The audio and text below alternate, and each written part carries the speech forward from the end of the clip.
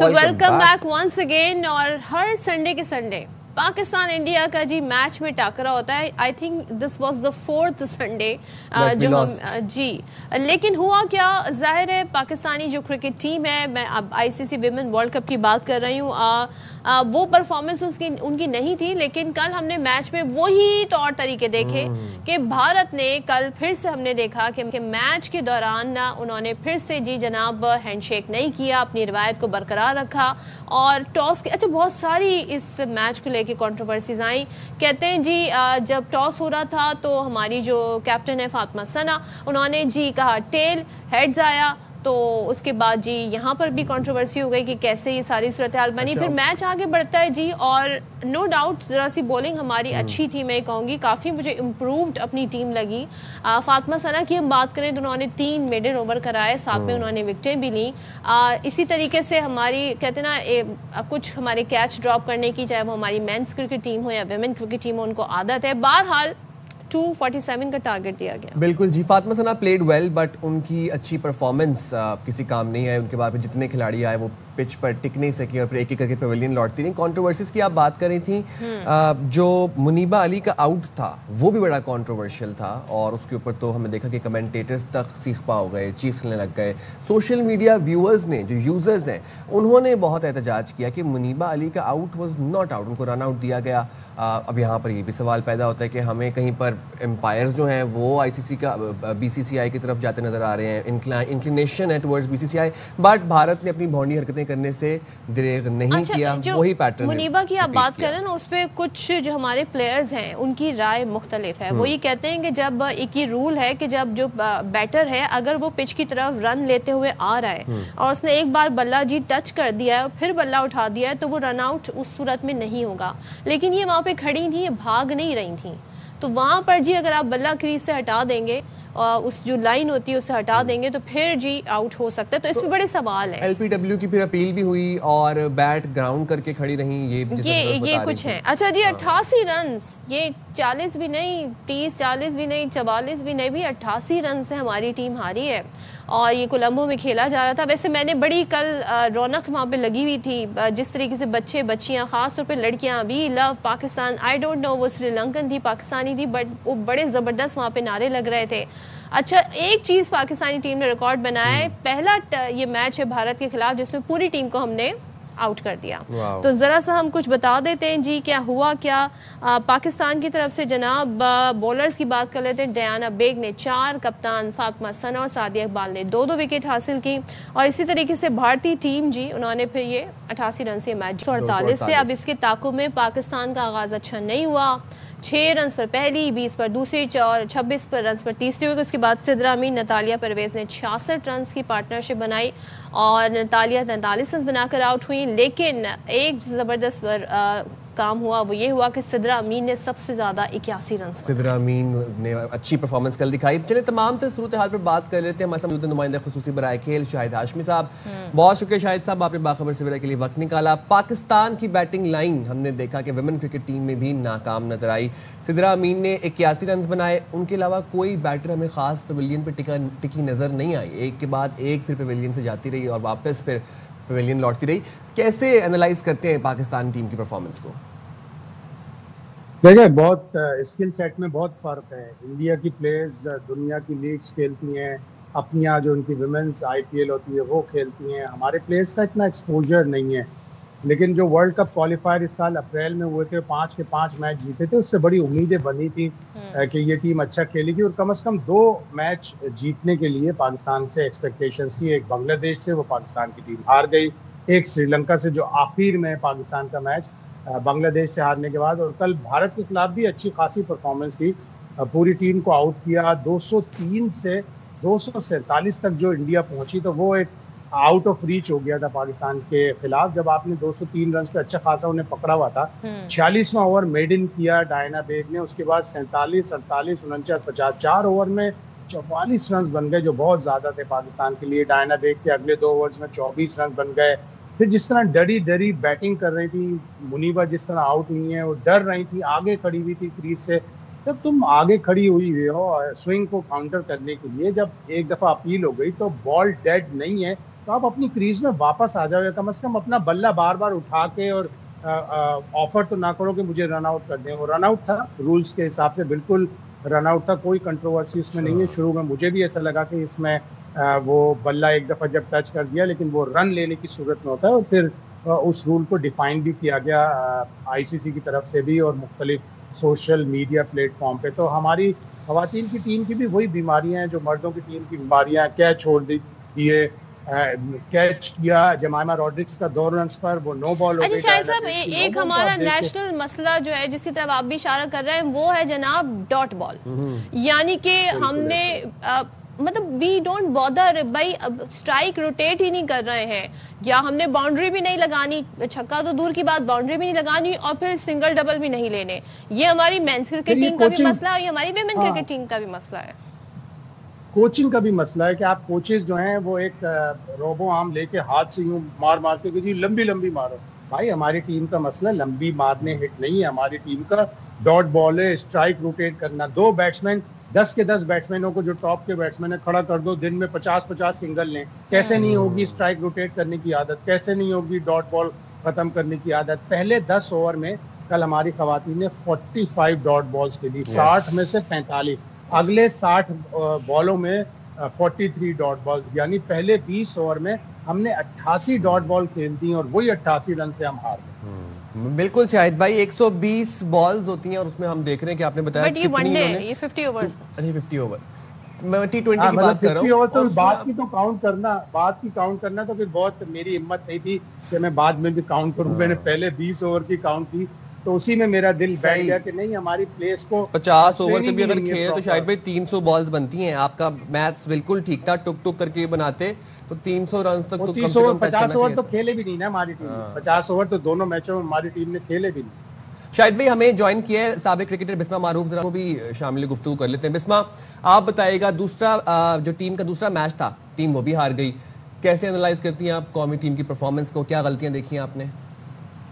پاکستان کا first match کے بعد انڈیا سے جو میچ واز کوائٹ کروشل کہ یہ میچ جیت کے اپنا مورال ہائی کرتے, لیکن اس طریقے سے ہماری ٹیم کی پرفارمنس نہیں ہو سکی. اور فرسٹ 45 اوورز تو ایسے لگ رہا تھا کہ پاکستان ان کمانڈ بہت اچھا پاکستانی انڈین بیٹرز کو پکڑا ہوا تھا, لیکن لاسٹ 5 اوورز میں ایک دم جو ہے رنز لیک ہوئے اور انڈیا نے وہاں سے مومنٹم پکڑ لیا. آئی تھنک پچ اتنا ایزی نہیں تھا بیٹنگ کرنے کے لیے, لیکن جو انڈین بیٹرز کا اسکل سیٹ تھا وہ نظر آیا, کتنے خوبصورتی سے انہوں نے اپنی جو اننگس کو اپنی بیٹنگ اننگس کو بہت اچھے سے ڈیزائن کیا, اور میرے خیال سے انہوں نے بہت اچھا ٹوٹل اس وکٹ پہ دے دیا تھا. پاکستان کا جو ایک مین جو کنسرن نظر آیا دیٹ از پاور پلے.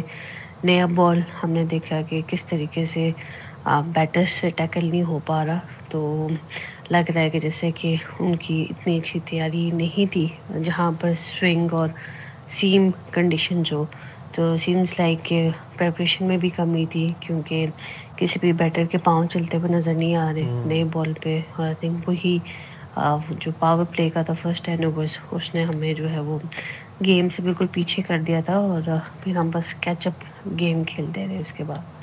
اچھا بسما, ہم یہ دیکھ رہے ہیں کہ ہماری ظاہر پوری ہم چاہتے ہیں ٹیم اچھا پرفارم کرے, لیکن کل جو بڑی ایک کہتے ہیں نا ہائی لائٹ رہی پاکستانی بیٹنگ کی وہ سدرا امین رہی. انہوں نے 81 رنز بنائے اور بڑے اچھے انہوں نے ایک کہتے ہیں نا ایک سہارا دیا ٹیم کو ایک ایسے وقت میں جب ساری وکٹیں گر رہی تھیں.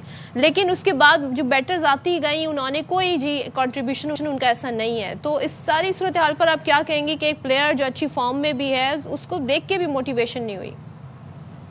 سدرا ماشاء اللہ سے اس ٹیم میں کی پلیئر ہیں اور اپنے پرپل پیچ پہ ہیں, اور آپ نے دیکھا ہے ساؤتھ افریقہ سیریز پہ انہوں نے کس طریقے سے رنز کیے, اور آئی تھنک وہ اس ٹیم کا بڑا کروشل پارٹ ہیں. اور ابھی تک ہم نے ساؤتھ افریقہ سیریز سے ابھی تک دیکھا کہ کافی انہوں نے جو ہے نا ٹیم کو اسٹیبلٹی دینے کی کوشش کی ہے, وہ بھی اکیلے.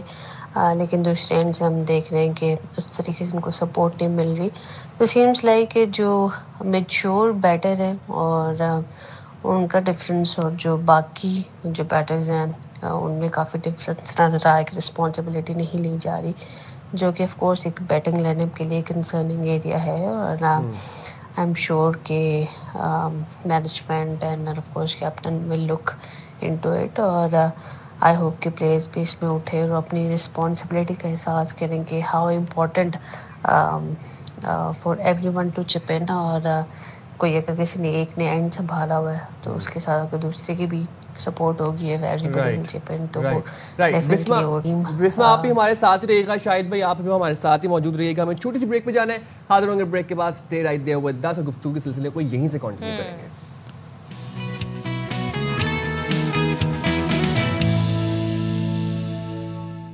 السلام علیکم, باخبر سویرا میں ایک دفعہ پھر سے آپ کو کہیں گے خوش آمدید. سائم خان اور صدف عبدالجبار آپ کی خدمت میں حاضر ہیں, اور جناب گفتگو کے سلسلے کو کنٹینیو کرتے ہیں. چلتے ہیں شاہد ہاشمی صاحب کی طرف. جی شاہد صاحب کی طرف چلتے ہیں, اور ہم آئی سی سی کرکٹ کی بات کرتے ہیں. ویمن کرکٹرز خاص طور پر جس طرح سے کل ہماری بیٹنگ لائن شاہد بھائی کمزور نظر آئی, لیکن اچھا بولرز نے بھارت کے جو ٹاپ آرڈر تھا اس کو کھل کر کھیلنے نہیں دیا, یہ ہم دیکھ رہے تھے. اچھا پھر اس کے بعد آخری 5 اوورز میں 44 رنز بھی کھا لیے. یہ گھبراہٹ تھی یا یہ کیا تھا؟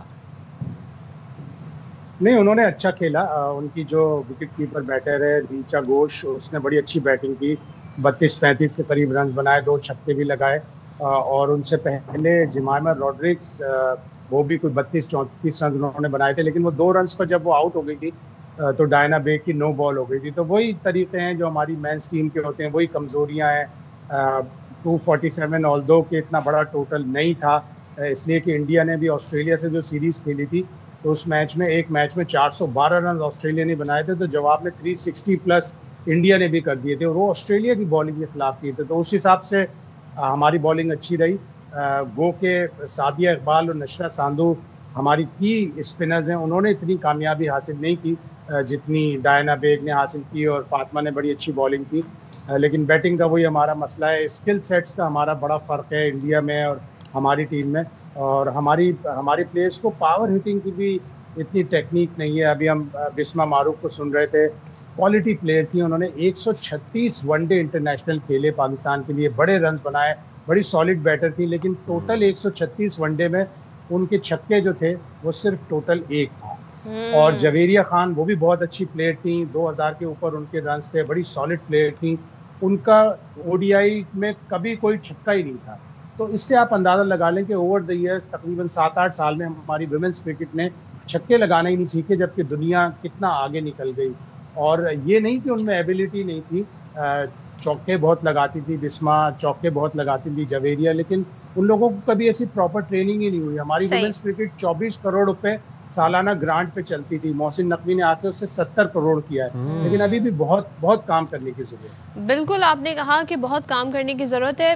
بسما آپ کی طرف آتی ہوں, اور ظاہر ہے جب ہم بات کر رہے ہیں ٹیم کی تو ہم اپنی بیٹرز کو اگر دیکھیں تو ایک جو بڑی بیسک ہم دیکھ رہے تھے جیسے کہ جو رن آؤٹ ہوئی جس طریقے سے, وہ بڑی بیسک نالج ہوتی ہے ایک بیٹر کے پاس.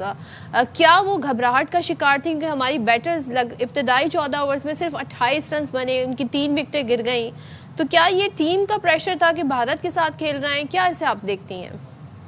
میں یہ تو نہیں کہوں گی کہ بیٹنگ میں ایسا لگ رہا تھا کہ دباؤ کی وجہ سے اس طرح کا ہو رہا ہے, پر آئی فیل ہے کہ وہ کنڈیشن سے بالنگ اچھی ہو رہی تھی. We don't have the answer, مطلب بیٹنگ اسکل میں اگر بات کروں کہ ہمیں آنسر نہیں ملے تھے کہ ہم اس ڈسپلن بالنگ کا کیا جواب دیں. سو آئی فیل ہے کہ اس میں اسکل سیٹ ہم بیٹرس کا جو لیک کر رہا تھا. سو کیونکہ جس طریقے سے نیا بال ہل رہا تھا, سوئنگ ہو رہا تھا, لیکن ہمارے بیٹرز جو ہے بالکل کلو لیس نظر آئے, اور جیسے ہی اسپنرز آئے تب رنز ہونا اسٹارٹ ہوئے, اور ہر وقت جو ہے وہ فاسٹ بولرز نے اس پچ پہ تنگ کیا. تو میرے خیال سے مے بی اس پہ ڈیفینیٹلی وہاں پر پلیئرز بھی اس چیز کو دیکھ رہے ہوں گے اور ان کو پتہ ہوا اس چیز پہ انہوں نے کام کرنا ہے. تو آئی فیل لائک کہ اٹس ناٹ دا کہ کوئی مینٹل پریشر نظر آیا میچ میں, لیکن یہ کہ آنسرز جو skill set I think discipline wise India was far better. ٹھیک ہے Bisma, coming towards you Shahid بھائی, lastly concluding the entire conversation, بتائے گا اب پاکستان کی پرفارمنس دیکھتے ہوئے اگلی اسٹریٹجی کیا ہونی چاہیے, حکمت عملی کیا ہونی چاہیے. اب ہمارے میچز جو ہیں وہ آگے ہم دیکھ رہے ہیں, آسٹریلیا, انگلینڈ, نیوزی لینڈ, جنوبی افریقہ, پھر ایک میچ ہمارا سری لنکا کے ساتھ بھی ہے. اسٹریٹجی تو سامنے والی ٹیم ہمیں بتائے گی جی کیا کرنا ہے. آسٹریلیا کی ٹیم ظاہر ہے اب تک جو 13 ورلڈ کپ ہوئے 7 ورلڈ کپ جیتی ہوئی ہے آسٹریلیا کی ٹیم. بڑی ڈومینیٹنگ اسٹائل سے وہ اپنی کرکٹ کھیلتے ہیں. تو پچھلے 3 ورلڈ کپ میں جو ہماری 8ویں پوزیشن تھی میرے حساب سے شاید 8ویں ہی رہی. ٹھیک ہے شاہد بھائی, بہت شکریہ. Bisma thank you to you. شاہد صاحب ہمارے ساتھ ہیں. اچھا کل ایک بڑا انٹرسٹنگ سین بھی ہوا تھا وہ جی وہ گراؤنڈ میں جیسے ہی لائٹس آن ہوئی نا تو وہ بگز آ گئے. اب بگز جب آئے تو وہاں پر جی اسپرے کی ضرورت پڑ گئی. تو پاکستانی جو اسپیئر جو کھلاڑی ہوتے ہیں ان میں سے ایک جو ہے نا وہ اسپرے لے کر آ گئیں. پھر جو ہماری فاطمہ ثنا ہے نا انہوں نے جو اسپرے کرنا شروع کیا وہ تو انڈینز جو ہے نا اس پہ کافی چراغپا ہیں, سیخپا ہیں. اس پہ کیوں؟ وہ کہہ رہے ہیں جی انہیں اسمیل آ رہی تھی تو ان کو آئیڈیا نہیں ہو رہا. وہ کہہ رہے ہیں اسمیل آ رہی تھی تو وہ اسپرے کر رہی ہیں. بھائی اسمیل کی بات نہیں ہے, آپ دیکھیں کتنے بگس ہیں. اب یہ تو ایک نیچرل فنومینا ہے نا. وہ دیکھیں آؤٹ ڈور کھیل رہے ہیں وہاں پر مچھر آ گئے.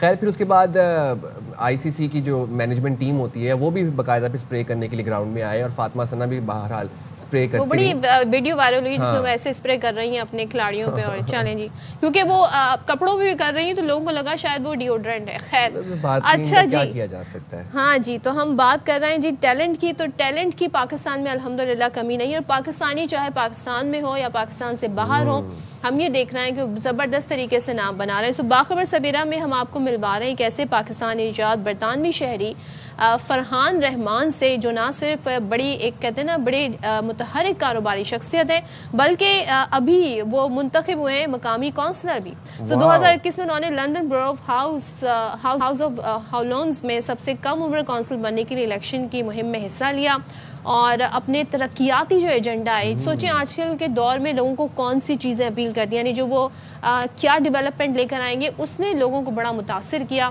اور پھر باقاعدہ وہ اپنے نمائندے کے طور پر اس حلقے سے سامنے آئے. تو بالکل جی Farhan is young, he is talented, he is passionate about his work. اور ہم دیکھ رہے ہیں کہ فرحان نہ صرف مقامی سطح پر خدمات انجام دے رہے ہیں بلکہ ہم دیکھ رہے ہیں کہ لندن میں کاروباری شخصیت کی مستند پہچان بھی رکھتے ہیں. اپنی انہوں نے ایک پہچان بنا لی ایک بڑی اپنے رسوخ کے ساتھ. اور برطانیہ کے سب سے کم عمر پاکستانی اور کشمیری کاؤنسلر ہونے کے ناطے وہ نوجوانوں کو پاکستان سے جوڑنے اور دونوں ملکوں کے درمیان بہتر رابطے اور تعاون کے فروغ کے لیے خواہاں ہیں اور کام بھی کر رہے ہیں.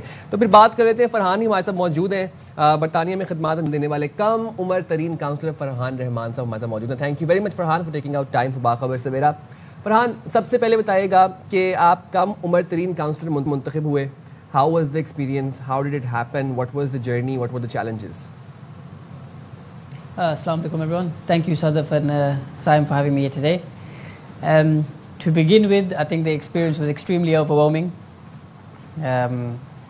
From finishing my studies, graduating from university to being thrown in the deep end at local government level, it's not easy for anyone to do. I think going into the political arena, I seem to understand why not a lot of people and a lot of youths are engaging within the local politics. The initial experience that I went through was extremely overwhelming due to the fact that there's a lot of people you have to engage with. There's a lot of responsibilities that you have to adhere to. There's a lot of things that they're not used to within your regular life.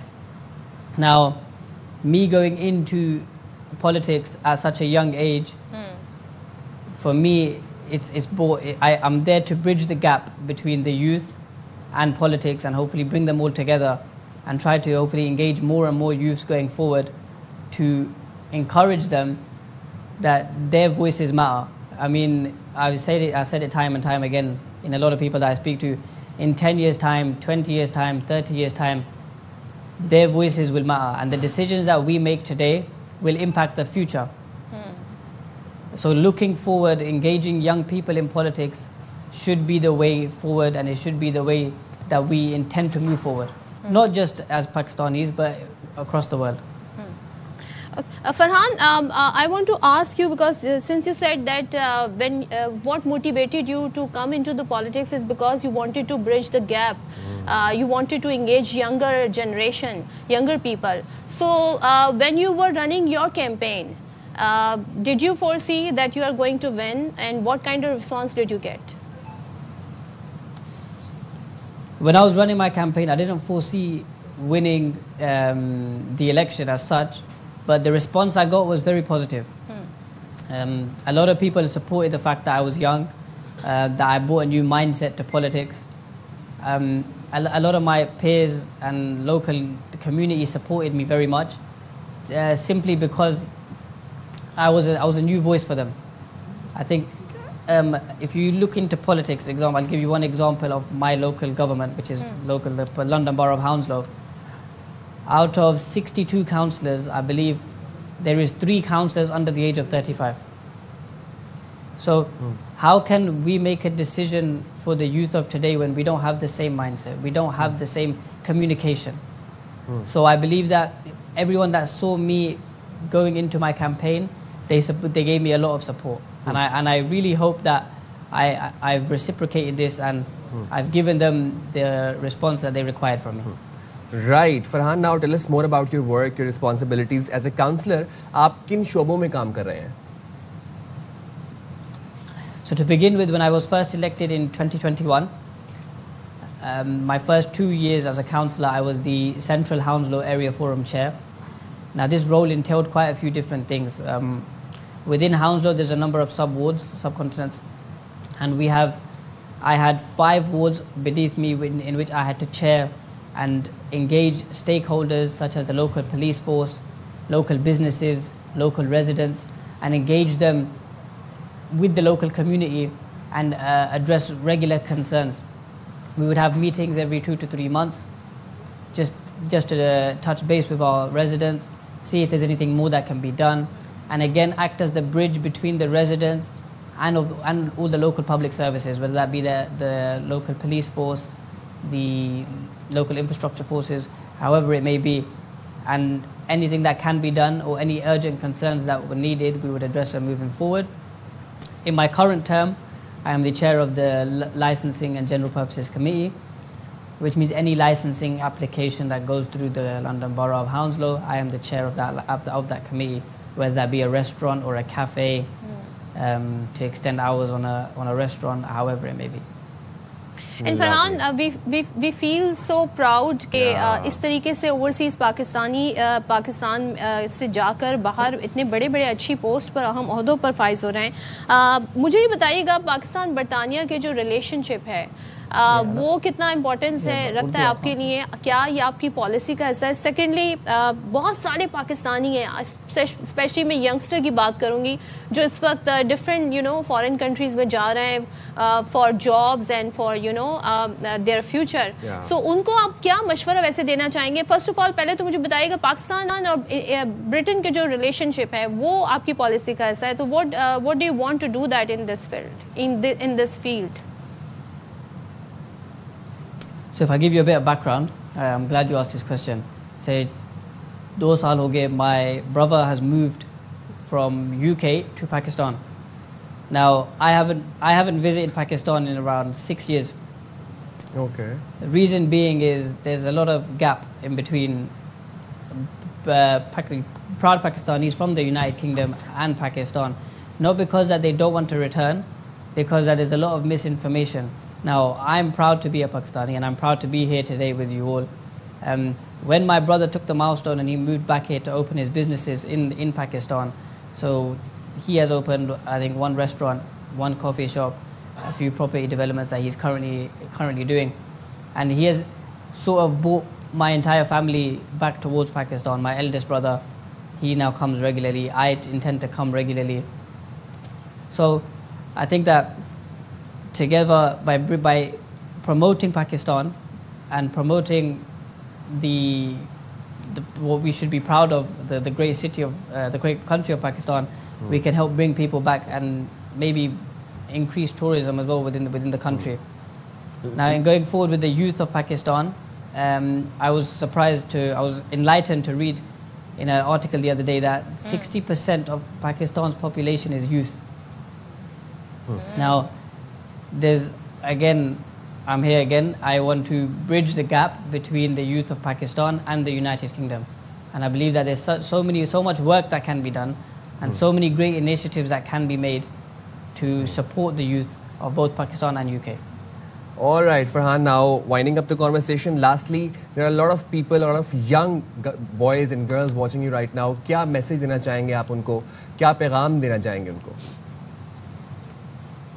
I think the key message that for everyone watching is that I'm going to leave you with a quote that stuck by me for my entire life.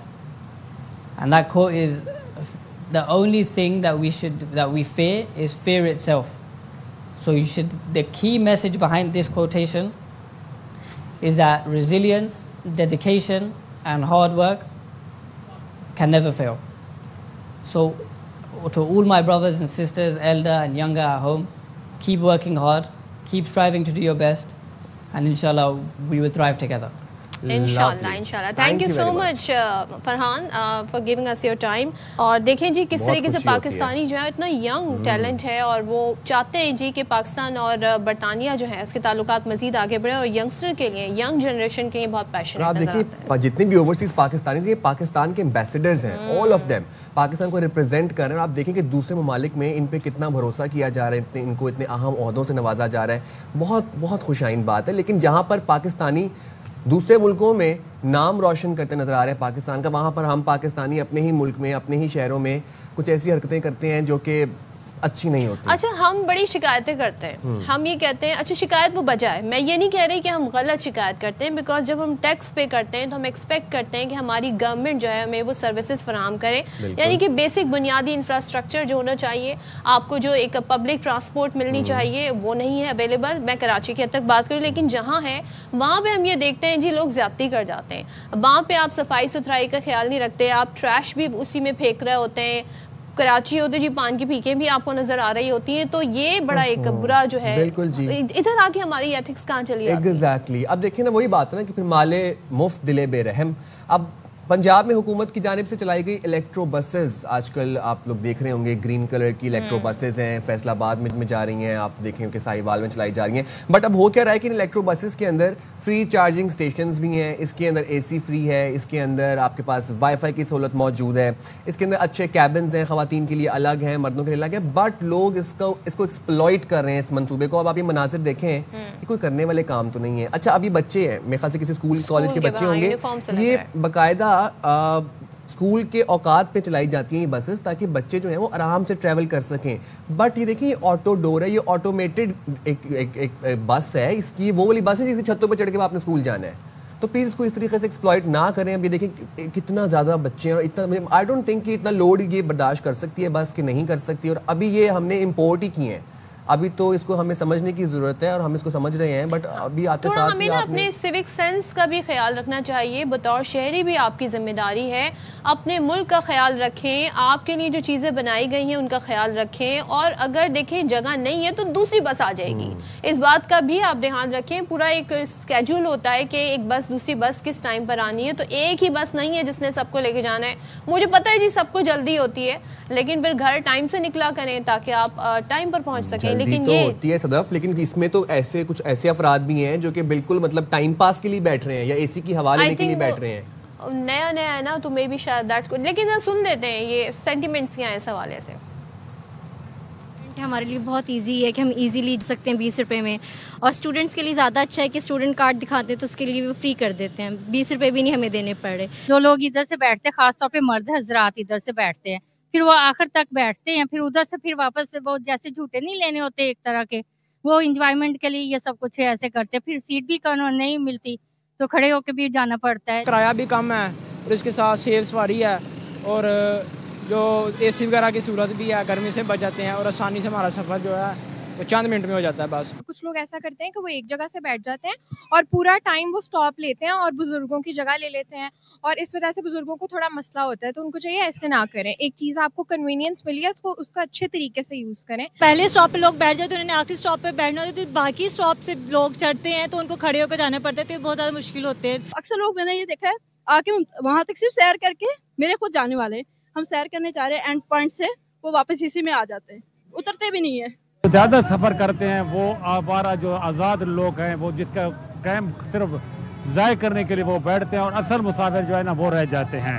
वो सिर्फ अपना time pass करने के लिए वो 20 रुपए का ticket लेकर मियां वाली से दाऊद खैर या वहाँ बचना या बान हाफिज जी इस पर चले जाते हैं। देखिए बहुत अच्छी सर्विस है और ये आपके ही मफाद में है, लेकिन लोगों को थोड़ा ख्याल करना चाहिए। मतलब लिटरली लोग बता रहे थे कि इस पे झूले लिए जा रहे हैं इंजॉयमेंट के लिए, तफरीही पर्पस के लिए इस बस को इस्तेमाल की जा रही है, तफरीही पर्पस के लिए नहीं। सेकेंडली ये बुजुर्गों के लिए, ये ख़वातीन के लिए, स्पेशली एबल्ड अफराद के लिए ये बस फ्री है।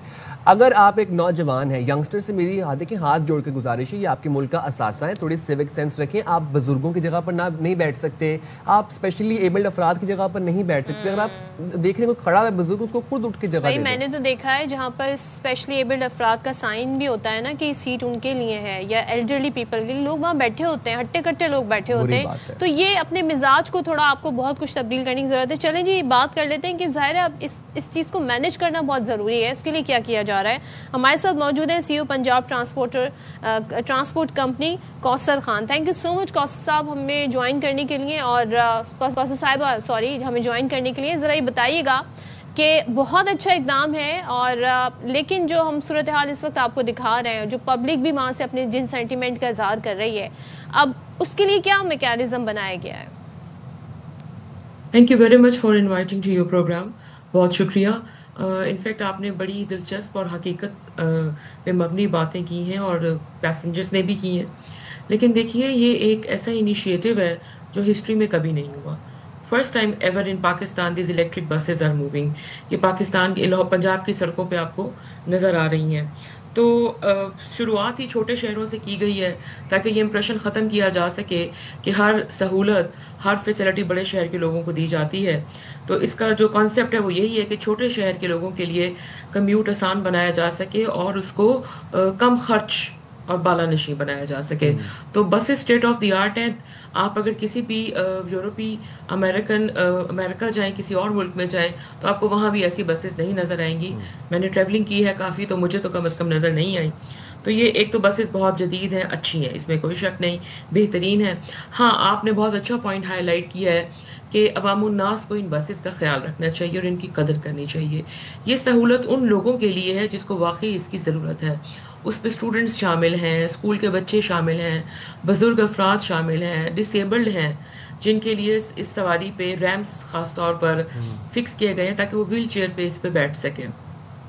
तो बहुत ज़रूरी है कि इसको सिर्फ ज़रूरत के तहत इस्तेमाल किया जाए। हाँ, अगर आपको एंटरटेनमेंट पर्पस की वजह से भी कहीं जाना है तो आप जाएं, अपनी मंजिल मकसूद तक पहुँचें ताकि कोई और मुसाफिर भी इस बस पर बैठ सके जिसका कोई जेन्युइन काम है, कहीं जाना है तो उसको जगह मिल सके। कौसर साहिबा बिल्कुल आप सही कह रही हैं और मैं बिल्कुल अग्री करता हूँ इस चीज़ से। बड़ा अच्छा इक़दाम है, जदीद बसेस हैं, बट माशरे में सज़ा जज़ा का निज़ाम इसीलिए है ताकि स्क्रूटनी रखी जा सके, एक डिसिप्लिन मेंटेन किया जा सके। अब जैसे आप कह रही हैं कि बुज़ुर्ग अफराद के लिए भी है, ख़वातीन के लिए भी फ्री है, 80% तकरीबन लोगों के लिए फ्री है। अब इस बात का कैसे तयन किया जाए कि कौन ज़रूरतमंद है और कौन ज़रूरतमंद नहीं है, कौन सिर्फ एंटरटेनमेंट के लिए जा रहा है, कौन सफ़र करना चाह रहा है, कौन तफरी करना चाह रहा है? जी बहुत अच्छा सवाल है। इस फोरम से मैं आपको ये भी बताना चाहती हूँ ताकि लोगों में ये बात स्प्रेड हो कि देखिए ये ऑपरेशंस शुरू में जो मैनुअल टिकटिंग पे चल रहे हैं, लेकिन मियाँ वाली में इस वक्त ये ऑपरेशंस अब कार्ड्स पे शुरू हो चुके हैं। जिसके पास कार्ड होगा, स्टूडेंट कार्ड, रियायती card, disabled card, senior citizen card, वही अब इस पे चढ़ सकेंगे। मैनुअल टिकटिंग ऑलमोस्ट पंजाब के हर शहर से अब ख़त्म कर दी जाएगी। तो स्टेप बाय स्टेप जैसे ये रोल आउट हम कर रहे हैं, तो स्टेप बाय स्टेप इस तरफ भी हम जाएंगे कि मैनुअल टिकटिंग ख़त्म हो जाए। उसका फ़ायदा ये होगा कि वो जो जेन्युइन सब्सिडी होल्डर हैं, जिनको मुआफ़ है किराया, जो इनके लिए ये फ्री है बस, वो इस पे बआसानी आ सकेंगे और कार्ड ही तब यूज़ कर सकेंगे। अच्छा कौसर साहब एक चीज़ बताइएगा, एक थोड़ा इशू लोगों को पैनिक इसलिए भी हो जाता है, उन्हें लगता है जी कि पता नहीं नेक्स्ट बस, क्योंकि पाकिस्तानी जो है वो एक तो टाइम पे यहाँ पे वो रिवाज नहीं है बल्कि ट्रेन आ रही हो जी, बस आ रही है, हमारी तो फ्लाइट्स भी लेट हो जाती हैं। तो इसकी कितनी पाबंदी का ख्याल रखा गया है कि जो टाइम मेंशन किया गया है नेक्स्ट बस भी फौरी उसी टाइम पर आनी है, तो ये सारी चीज़ें मैनेज होंगी? और क्या रिक्वायर्ड नंबर ऑफ पॉपुलेशन के हिसाब से बसेस हैं? एब्सोल्युटली जी, बिल्कुल ऐसा ही है। ये बसेस की जो डिस्ट्रीब्यूशन है ये पॉपुलेशन के क्राइटेरिया को मद्देनज़र रखते हुए ही बनाई गई है। ये कोई मफरूज़ा या किसी की चॉइस, पर्सनल चॉइस या पॉलिटिकल चॉइस नहीं है। इस पे चीफ मिनिस्टर मरियम नवाज साहिबा का बहुत क्लियर स्टांस था कि बसेस पॉपुलेशन के बेसिस पे डिस्ट्रीब्यूट करें। जहाँ पॉपुलेशन ज़्यादा है वहाँ पे बसेस ज़्यादा होनी चाहिए ताकि ज़्यादा से ज़्यादा लोग इससे मुस्तफ़ीद हो सकें। कौसर साहिबा, अब जरा इसकी बिजनेस मॉडल की बात कर लेते हैं। हमने देखा कि ये बुजुर्गों के लिए फ्री है, ये ख़वातीन के लिए फ्री है, स्पेशली एबल्ड अफराद के लिए फ्री है, and the rest of the people उनके लिए 20 रुपये की ये टिकट है इस बस की। तो ज़रा आप थोड़ा हमें बताएंगे कि ये बस, ये व्हाट्स द इंटायर प्रोसेस, ये किस तरह से काम कर रही है, क्या कॉस्ट आती है, इसके अपने बस के खर्चे कैसे पूरे हो रहे हैं, पर डे क्या इनकम है, पर डे खर्चा क्या आ रहा है बस पे? देखिए, सिंस ये जो प्रोग्राम है it's been recently rolled out ना, 15 सितंबर से ऑपरेशन शुरू हुए हैं। मियाँ वाली में 15 सितंबर को इफ्तिताह था तो उसके बाद ऑपरेशन शुरू हुए हैं। मैं ये बताना चाहती हूँ कि ये तमाम जो बसेस हैं ये इलेक्ट्रिक हैं, तो इनके जो बस डिपोज़ हैं वो आम डिपोज से मुख्तलिफ होते हैं। इनमें चार्जिंग डॉक्स लगते हैं और तमाम जो बस डिपोज़ हैं वो उनकी इलेक्ट्रिफिकेशन सोलर पे की जा रही है। इस वक्त लाहौर में हमारा जो डिपो है वो टोटली सोलर पे चल रहा है, जिसमें 27 बसें लाहौर में चल रही हैं। तो तमाम अजला में जहाँ जहाँ डिपोज हम कंस्ट्रक्ट कर रहे हैं हम सोलराइजेशन की तरफ जा रहे हैं। एक तो बिजली का खर्च इससे कम हो जाएगा। रह गई सब्सिडी, तो सब्सिडी तो पब्लिक ट्रांसपोर्ट पे, इवन ऑस्ट्रेलिया में, यूएस में, हर जगह पे पब्लिक ट्रांसपोर्ट पे सब्सिडी दी जाती है। लेकिन बिजली का खर्च इससे कम हो जाएगा तो कम से कम ये गवर्नमेंट पे बोझ ज़रूर कम हो जाएगा। और इसकी ऑपरेशंस, मेंटेनेंस, ये सब चीज़ें जो हैं एक बाकायदा प्लान के तहत की जाती हैं। इसका स्टाफ फुली ट्रेंड होता है। लीन ऑपरेशंस बसेस करती हैं 3 से 4 दिन एक ज़िले के अंदर, ताकि ये बसेस कम से कम डैमेज करें और कम से कम इनके रूट्स पे इश्यूज़ हों। रूट्स भी हम लोग जो स्टेक होल्डर इंगेजमेंट है उसके तहत रूट्स भी डिसाइड किए गए हैं। अक्सर बेशतर हम बाहर कंट्रीज में देखते हैं कि वहाँ पे बकायदा फाइन्स होते हैं कि अगर आपने बस का गेट ज़बरदस्ती खोलने की कोशिश की या आपने कुछ ट्रैश वहाँ पे फेंकने की कोशिश की तो फिर इतना फ़ाइन लगेगा। तो क्या इस तरह के रूल्स यहाँ भी अप्लाई किए हैं आप लोगों ने? जी, हम ये रूल्स इस्टेब्लिश कर रहे हैं और अभी तक ऐसा नाखुशगवार वाक़या कोई आया तो नहीं है इल्म में। लेकिन ये बात आपकी बिल्कुल ठीक है कि इस तरह के रूल्स हमने भी इस्टेब्लिश किए हैं। SOPs ऑन प्लेस हैं और जो बस कंडक्टर्स हैं वो भी इंश्योर करते हैं कि इस तरह का कोई वाक़या ना पेश है। लेकिन बहरहाल वक्तन फ़वक्तन भी इन बसेस की एक और ट्रिप रूट पे जाने से पहले इनकी पूरी मुकम्मल सफाई होती है, फिर ये अपना रूट स्टार्ट करती हैं। इसके जो टाइमिंग्स हैं बहुत फ्लेक्सिबल है, फीसिबल है बच्चों के लिए, हर बंदे के लिए। सुबह 6 बजे से लेकर रात 10 बजे तक बिल्कुल कौसर साहब पूरा ख्याल रखा जाता है कि ऑपरेशन सही किए जाए और इस चीज़ को बिल्कुल यकीनी बनाया जाए और ताकि इस प्रोसेस को तमाम तरह हम मज़ीद स्मूथ बना सकें। जिन लोगों को ज़रूरत है वही लोग ट्रैवल करें, बाकी जो रेस्ट ऑफ द पीपल हैं जो एंजॉयमेंट और एंटरटेनमेंट पर्पसेस के लिए बैठ रहे हैं वो बैठने से ज़रा गुरेज करें। Thank you very much Kausar साहब, आपने बाखबर से के लिए वक्त निकाला। और ये टॉपिक जो है ना, ये ट्रांसपोर्ट वाला, मैं अपने व्यूअर्स को बताना चाह रहा हूँ, ये हमारे लिए बड़ा सेंसिटिव है। पता है क्यों? क्योंकि हमें ये सहूलियात यहाँ पर कराची में इस तरह से मुयस्सर नहीं है। तो जिन लोगों को मुयस्सर आ रही हैं, जिन लोगों के पास ये इलेक्ट्रिक बसेस चल रही हैं, आपके कदर करें बिल्कुल, क्योंकि आपको अंदाजा नहीं कि लोग यहाँ किस तरह सफर कर रहे होते हैं। चले जी, छोटा सा ब्रेक के बाद वापस।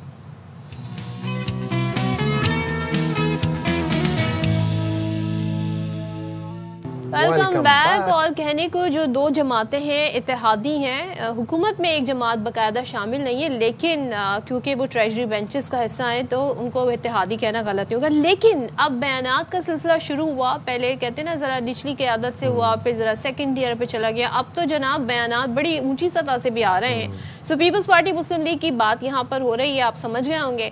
अब सिंध के जो वज़ीर इत्तलात हैं शर्जील इनाम मेमन, उन्होंने जी बड़ा एक बयान दे दिया है। वो कहते हैं जी पंजाब हुकूमत की तनकीद पीपल्स पार्टी पर होती है, लेकिन असल हदफ उनका दरअसल वफाकी हुकूमत है। शहबाज शरीफ के काम इन्हें अच्छे नहीं लगते तो स्कोर यहाँ सेटल ना करें, ये कह रहे थे वो जनाब। और हमने देखा ओवर द वीकेंड बहुत मतलब ना एक लफ्जी गोलाबारी जारी रही। बात फिर वो ये कि अब बात आला क़यादत तक आ गई है, सीनियर रहनुमा जो हैं वो इस लफ्जी गोलाबारी में इंक्लूड हो गए हैं। ओवर द वीकेंड शर्जील साहब ने भी बयान दिए, फिर ख्वाजा साद रफीक ने पंजाब की पग की बात कर ली, तो ये शिकवा जवाबी शिकवा चल रहा है। फिर बात वो ये कि हुकूमत अपोजिशन में चले तो एक अलग बात है, तो हुकूमत और इत्तेहादियों में चल पड़ा है। अच्छा, अब दोनों सूबों की जो इत्तलात मिनिस्ट्रीज है ना, वो इंफॉर्मेशन मिनिस्ट्री, वो जवाब एक दूसरे को दे रही होती हैं। तो अज़मा बुखारी साहब ने जवाबी वार किया शजील साहब की प्रेस कॉन्फ्रेंस। उन्होंने कहा कि पंजाब में बरसों का काम दिनों में और सिंध में दिनों का काम बरसों में होता है। जनूबी पंजाब आज भी अंदरूनी सिंध के किसी भी इलाके से ज़्यादा बेहतर और तरक्की याफ्ता है। कराची का कचरा,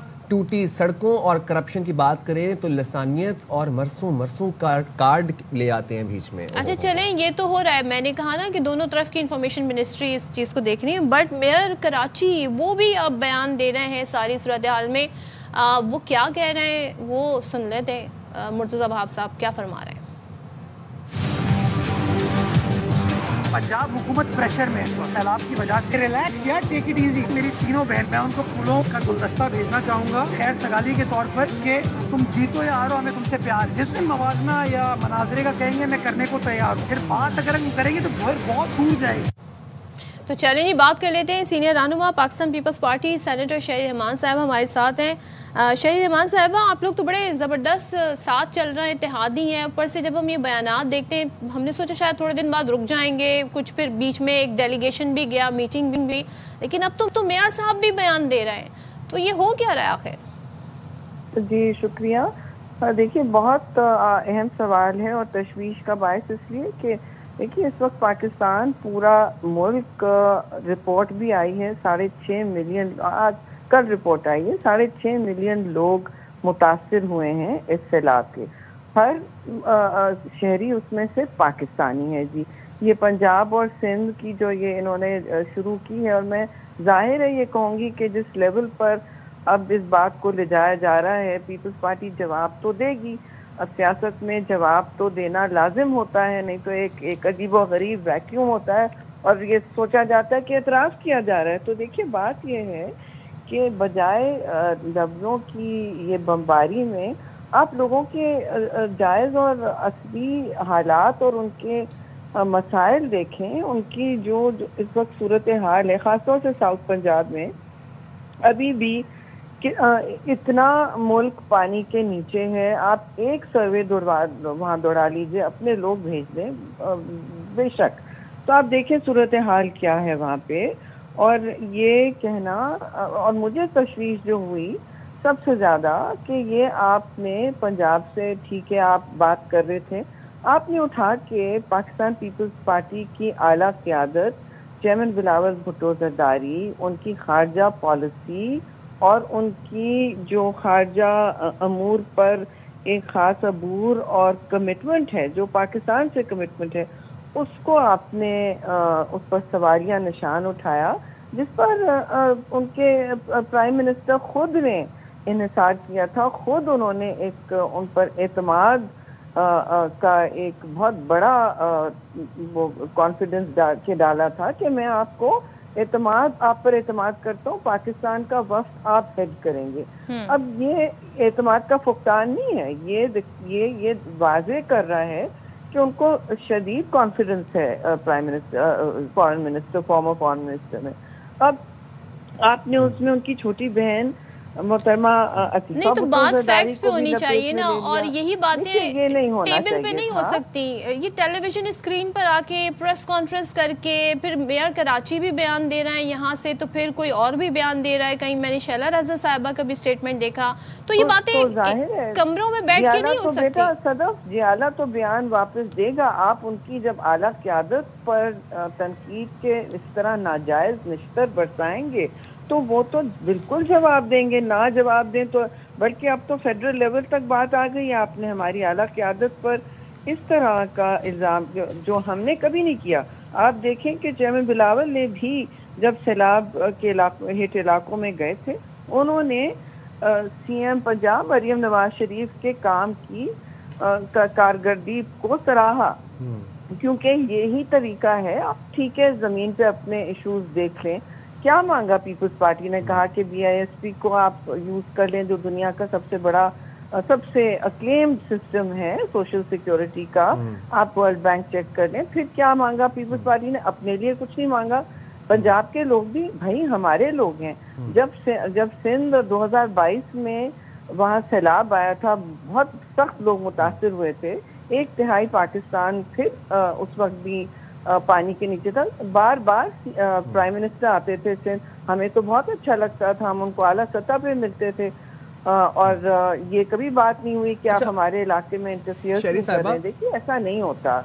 اس وقت IMF سے آپ اتنی بڑی ریلیف مانگ رہے ہیں فلڈ کے لیے بھی, تو ایک طرف آپ کہہ رہے ہیں کہ آپ مانگیں نہ, یہ نہ کریں. دیکھیے ہماری اس وقت اکانومی جو بھی ہے, جس تھریشولڈ پہ بھی ہے, نہج پر ہے, بہت سارے لوگ, یہ نمبرز آپ کے سامنے آج نئے آ رہے ہیں, تباہی کے دہانے پر کھڑے ہیں.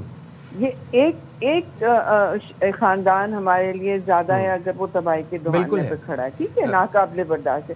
تو اس میں اگر آپ کو نہیں منظور تھا کہ ہم انٹرنیشنل ایڈ لیں, جو ہمارا حق تھا, یہ کسی کی یہ بھکاری پن نہیں ہے, تو پھر IMF سے آپ کیوں لیتے ہیں لون؟ یہ بھکاری پن ہوتا ہے. مجھے بتائیں کہ یہ اس طرح کی لینگویج استعمال کرنا لوگوں کا اٹینشن اصلی مسائل سے ڈائیورٹ ہوتا ہے. میری سب سے استدعا ہوگی کہ آپ اپنے تنقید کے نشتر اب نیچے کریں, اور یہ توپیں نیچے کر کے, خاص طور سے پنجاب کو میں کہوں گی کہ وہ ہمارے یہاں سے بات ایک دم ختم ہو جائے گی.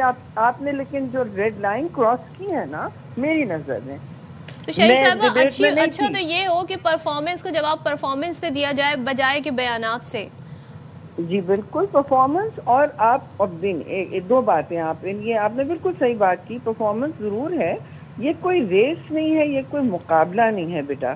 اس میں آپ کو فوری طور پر آپس میں مل بیٹھ کے ایک پلان بنائیں. کمیٹیز بھی ہوتی ہیں, کمیٹیز میں اگر آپ نے سننا نہیں ہے, یہ تو نیشنل اسمبلی کا وہ لوگ وہاں بیٹھے ہوئے تھے اسپیکر کے یہاں, تو بات ہو گئی. لیکن اب سینٹ کا اجلاس ہے, آپ نے جب میرے لیڈرشپ پر اتنے الزام لگا دیے, اور آپ نے اس میں بیجا عفیفہ بھٹو زرداری محترمہ کو بھی لے آئے ہیں, کس لیے؟ دیکھیے تو پھر اب آپ وفاقی لیڈرشپ سے بھی سنیں گے نا. آپ آج سینٹ کا اجلاس ہے, میں اب اس ڈیبیٹ کو نہیں فروغ دینا چاہ رہی تھی, لیکن اور بغیر پھر بھی کسی پر تنقید کیے ہم تو کہیں گے کہ دس از انایکسیپٹیبل نا. یہ ہمارے لیے بالکل لیٹس ہوپ کہ یہ چیزیں جی حل ہو جائیں اور عوامی خدمت کا سلسلہ جاری رہے. تھینک یو سو مچ شرین رحمان صاحبہ. اور جی ہم بھی یہی دیکھنا چاہتے ہیں کہ یہ جو نشتر ہیں یہ چلنا بند ہو, لفظی گولہ باری بند ہو, کارکردگی نظر آئے بجائے اس کے کہ دونوں جانب سے لفظی گولہ باری ہو اور ایک ٹینشن کا ماحول ہو. We want this to end and over very soon, to be honest. Moving forward, چلیں ہم ایک چھوٹی سی بریک لیتے ہیں, پھر بریک کے بعد حاضر ہوں گے مزید اچھے اچھے سیگمنٹس لیے آپ کے لیے.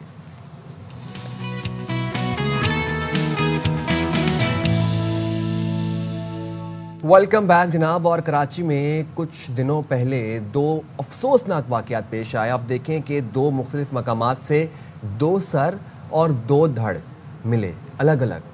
2 مطلب میں اس کو کیسے ڈیفائن کروں. نذیر شاہ جو ہے وہ ہمیں اس والے سے اپڈیٹ کریں. نذیر بتائیے گا کون ملزمان تھے, ان کے سہولت کار کون تھے؟ کراچی کے 2 مختلف علاقوں میں دھڑ اور 2 سر ملنے کے واقعات پیش آئے تھے, جس میں گلستان جوہر پولیس نے جو پہلوان کوٹ کے علاقے میں ایک سر ملا تھا اس کی مدد سے 2 ملزمان کو گرفتار کیا, جنہوں نے سفاکانہ طریقے سے اپنے ہی دوست کا قتل کیا تھا. واردات کیسے عمل میں لائی گئی تھی ہم جانتے ہیں ساتھی ملزم سے جو اس قتل میں شریک تھا. نام بتاؤ اور یہ بتاؤ یہ واقعہ کیسے پیش آیا تھا؟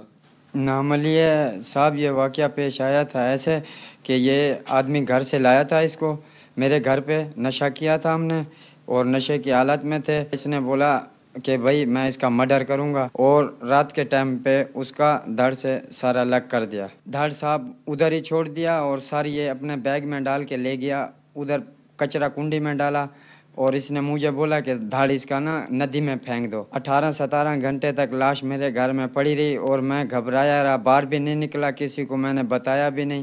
یہ میں نے غلطی کی, لیکن میں گھر پہ موجود رہا. 24 گھنٹے کے اندر گلستان جوہر پولیس نے ان سفاک ملزمان کو گرفتار کیا. پولیس نے وہاں سے جو دھڑ تھا وہ برآمد کروایا تھا جو اس ملزم نے اپنے گھر پر رکھا ہوا تھا, اور اس لاش کا کمرہ 18 سے 20 گھنٹے تک یہ موجود رہا, اور پولیس نے گرفتاری کرنے کے بعد مزید قانونی کارروائی کا آغاز کر دیا. جی اچھا, یہ جو وائلنس کے جو انسیڈنٹ ہوتے ہیں بڑے کہتے ہیں نا بڑے تشویشناک ہیں, لیکن یہ زیادہ تشویشناک جب قائم ہو جاتے ہیں جب یہ جرائم پیشہ افراد سے نکل کر ان لوگوں کی طرف سے ہمیں آتے ہیں جن پر ہم بلائنڈ ٹرسٹ کرتے ہیں, کیونکہ معاشرے کے کچھ رول ماڈل ہوتے ہیں جن میں ڈاکٹرز ہیں, ٹیچرز ہیں, جن پر ہم اعتماد کرتے ہیں. ہم سمجھتے ہیں کہ ان کی کیئر میں ہمارا بچہ یا ان کی کیئر میں ہمارا پیشنٹ جو ہے اسے کوئی نقصان نہیں ہوگا.